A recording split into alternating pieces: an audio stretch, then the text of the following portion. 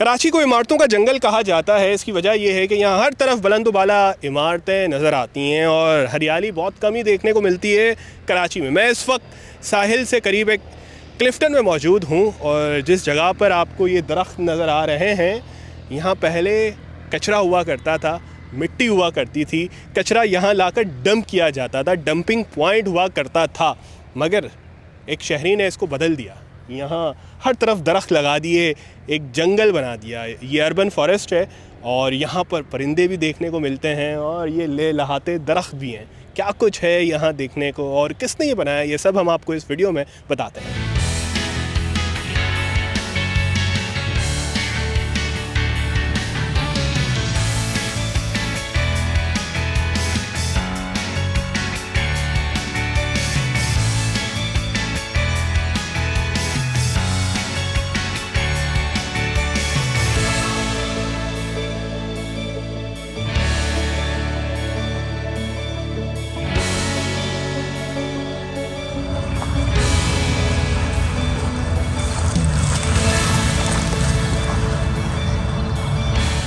हमारे साथ मसूद लोहार साहब मौजूद हैं, जो एक माहौल दोस्त इंसान हैं, जिन्होंने ये सारा सेटअप शुरू किया था कुछ साल पहले। और ये जो पौधे नज़र आ रहे हैं ये इतने छोटे छोटे से थे, अब ये ग्रो कर गए हैं और यहाँ जिस तरह मैंने आपको बताया बर्ड्स भी आ रहे हैं और एक पूरा एक बायोडाइवर्सिटी जो एक शहर की होनी चाहिए थी वो यहाँ नज़र आती हैं।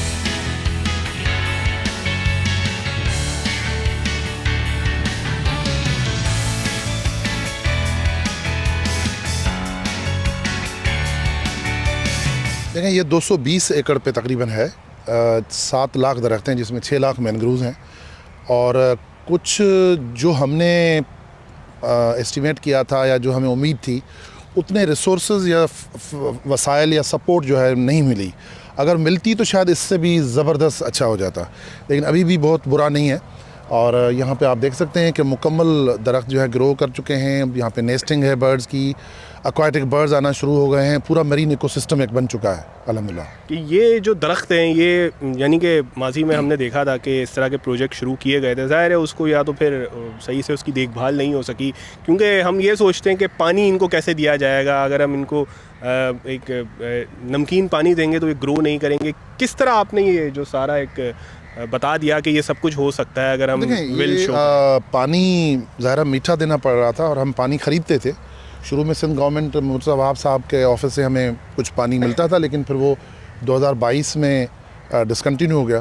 तो 2022 से लेके 2023 पूरा ये फिर हम अपनी जेब से भर के जो है पानी देते रहे। अब इनसे माशाल्लाह इसमें 75% जो दरख्त हैं वो सेल्फ सस्टेनिंग हैं। रिमेनिंग जो है उनको अभी भी पानी देना पड़ता है। उसके लिए हम सीवरेज का पानी अब देते हैं और कभी कभी बीच में जो है वो हम पानी ख़रीद के भी देते हैं।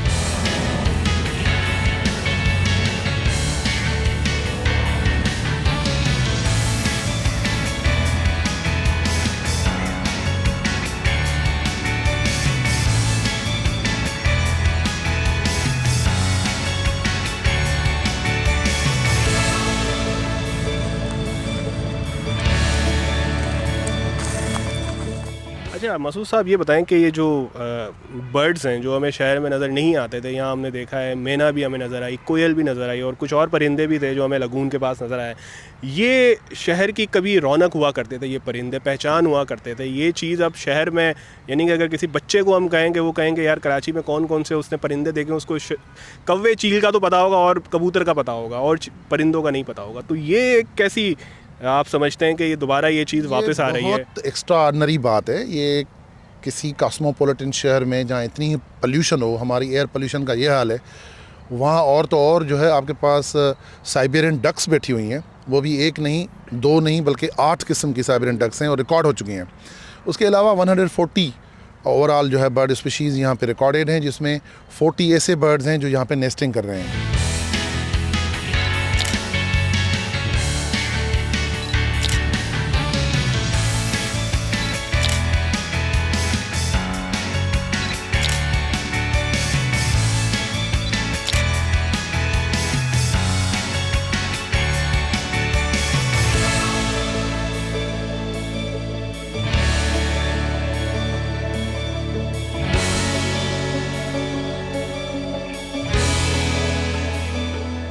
मसूद साहब, क्या और होना चाहिए? यानी कि बहुत बड़ा प्रोजेक्ट है, ज़ाहिर है आप अकेले हैं, फ़ंड्स की भी ज़रूरत पड़ती होगी और अफरादी क़ुव्वत भी आपको चाहिए होती होगी। तो जब आपने शुरू किया था उस वक्त क्या था और अब क्या समझते हैं कि आप क्या चीज़ें की कमी है जो नहीं हो पा रही?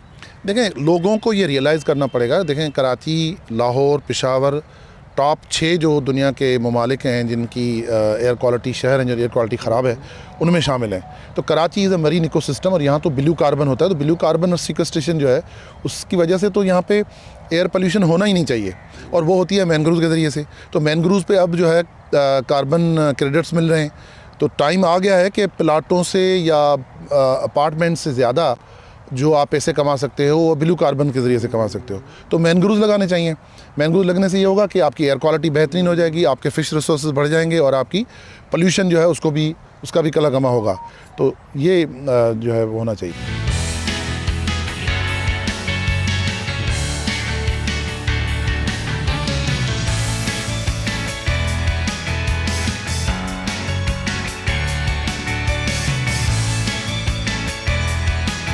आपको क्यों ख्याल आया, ये सवाल मेरे जहन में था कि इंसान क्यों सोचे कि यार अपना फ़ायदे का तो हर कोई सोचता है, ये नहीं सोचता कि यार सबका ही फ़ायदा हो जाए। कैसे ख्याल आया, आपने सोचा कि यार ये यहाँ जगह पहले जब आपने विज़िट किया यहाँ क्या कुछ था, ये बताएं। यहाँ तो पहले जब मैं आपको वीडियोस दिखाता हूँ, जो यहाँ तो किचरा था और डेब्रीज थी, मट्टी तो थी नहीं।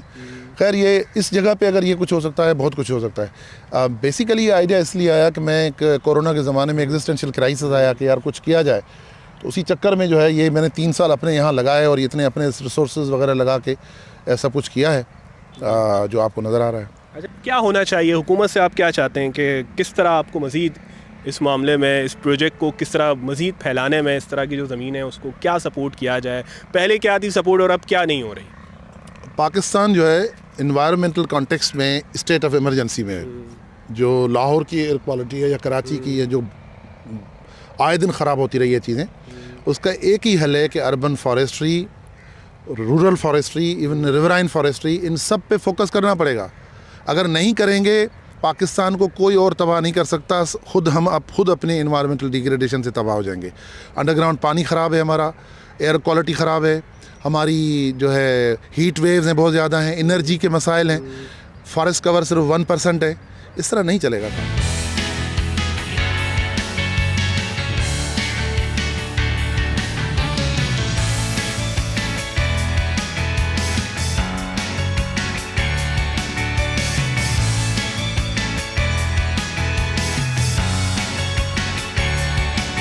कराची में ये एक शहरी जंगल बनाया गया है। इस तरह के और भी शहरी जंगल शहर के बीचों बीच बनाए जा सकते हैं। इसके कई फ़ायदे हैं। एक तो माहौल बेहतर होगा, कार्बन डाइऑक्साइड कम होगी, ऑक्सीजन बेहतर से बेहतर होगा और साथ साथ अच्छे हरे भरे नज़ारे देखने को मिलेंगे।